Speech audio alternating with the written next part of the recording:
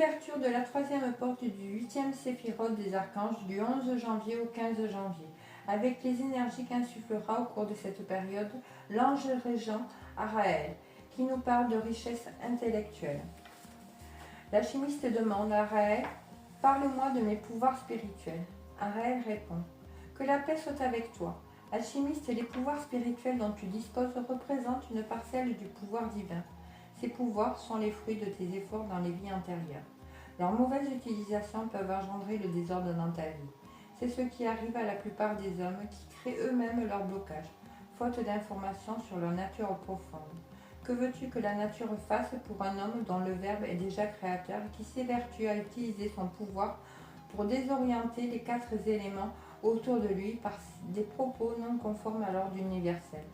Que veux-tu que la nature fasse pour celui en qui le don de guérir est actif et qui, sans le savoir, passe son temps à s'énerver, transformant ainsi sa lumière en énergie dégradée, provoquant en lui-même les conditions d'une santé altérée?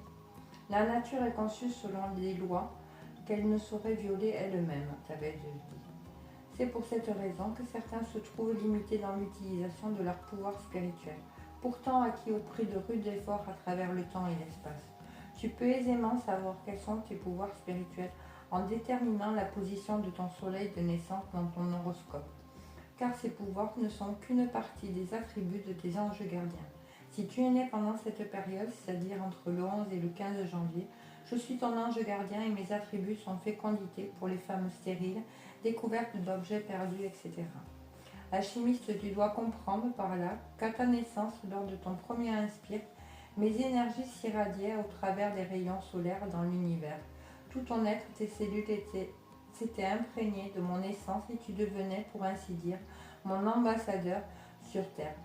Puisque partout où tu iras, tu irradieras aussi ma qualité vibratoire vers tous ceux qui t'entourent.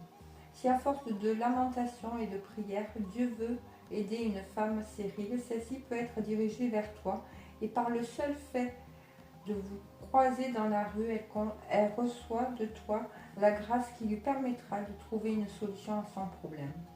En vérité, vos pouvoirs spirituels représentent vos capacités à capter la pensée divine.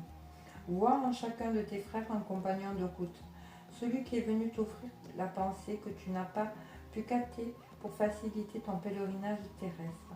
Vois en tes frères le divin caché en eux. Que la paix soit avec toi.